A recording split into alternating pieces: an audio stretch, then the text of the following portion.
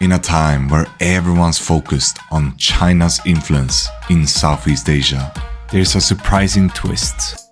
Japan is the one making waves. Despite what many of you think, it's actually Japan, not China, that is taking the lead in shaping Southeast Asia's future. But how is this possible, you may ask? Especially from all you've heard about China increasing its presence in this region. Well, I made this video because I wanted to show you. And let's start with the biggest bet both Japan and China has done in the region, namely infrastructure. In stark contrast to the attention-grabbing headlines of China's Belt and Road Initiative, Japan's approach have been less about fanfare and more about substantial, long-term investments. Japan's financiers have been involved in projects worth over $330 billion in Southeast Asia, dwarfing China's involvement in projects valued at about $100 billion. Not only is Japan's infrastructure investments in Southeast Asia substantially bigger, it has also been way more fruitful.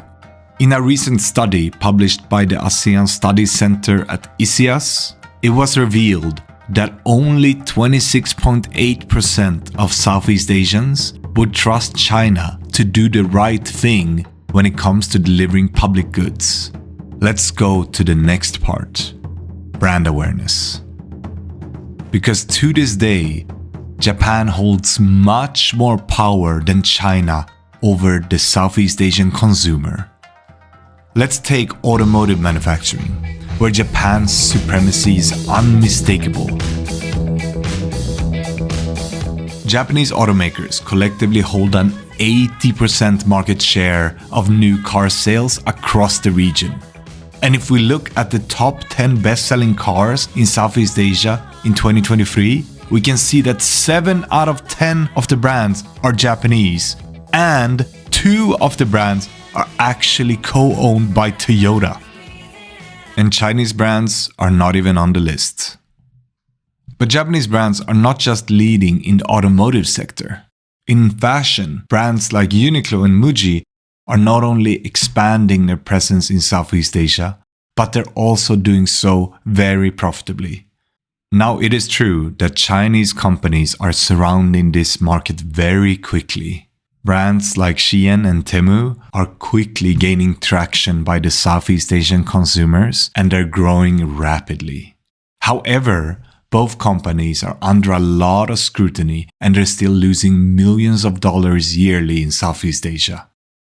Well, to be fair, there is one part where China dominates the market compared to Japan, and that is electronics.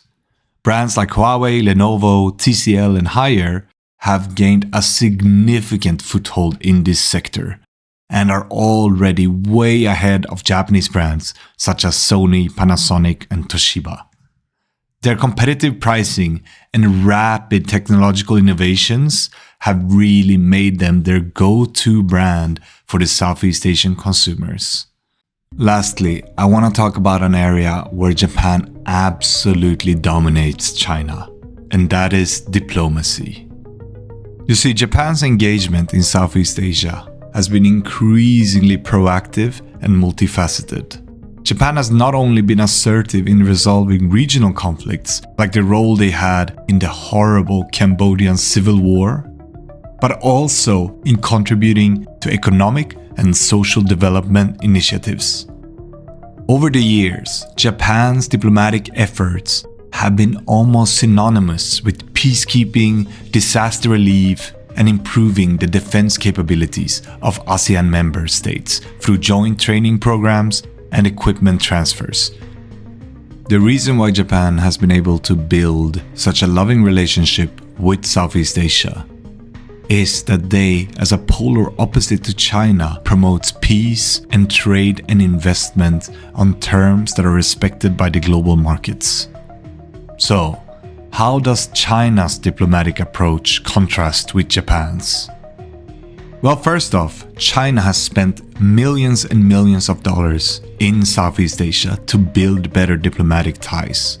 But a lot of these efforts have been hampered by China's aggressive stance on many issues. Perhaps the most famous one is the 9-dash line. As you can see in this image, this is the massive claim China makes in the South China Sea. And it's contesting with almost every neighbor in the region, including the United Nations. The militarization of various islands and the deployment of military assets in the region have further escalated tensions, undermining so much of China's relationships with its Southeast Asian neighbors. Secondly, while China's Belt and Road Initiative have strengthened diplomatic ties in the region by bringing substantial investment and development to various parts, there are a lot of issues such as debt sustainability, environmental impact, and concerns over sovereignty that have emerged.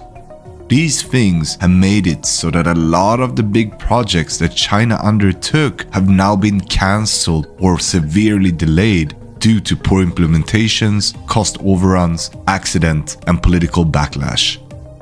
To summarize, Japan is crushing China in forging diplomatic ties in Southeast Asia. Japan's approach, that it's much more rooted in cooperation, mutual benefit, has resonated strongly with nations in the region. On the other hand, China's more heavy-handed and unilateral tactics has sparked significant suspicion and worsened relationship with most of the countries. Of course, there are exceptions where China has managed to cozy up to specific leaders, but in general, Japan is the game's winner. And Japan has definitely won over the people in the region.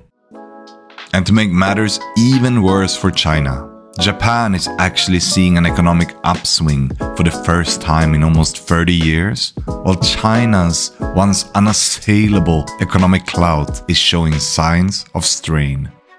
The World Bank is projecting that China will only grow around 4.4% this year, and this is the lowest official number since the 1960s, which really paints a picture of an economy grappling with internal challenges, including a property crisis and a general slowdown.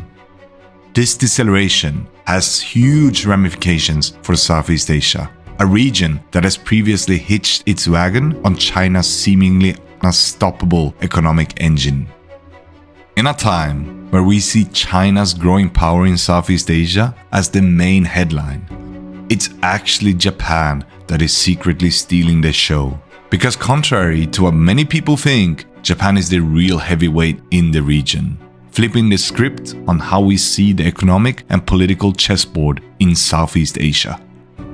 Japan's investment in the region's infrastructure is nothing short of epic, completely overshadowing China's efforts in sheer numbers. And it's not just about the money, it's about Japan making strategic, lasting moves. And in the consumer world, while Chinese brands are catching up, Japanese brands like Toyota, Uniqlo, or Muji are still king.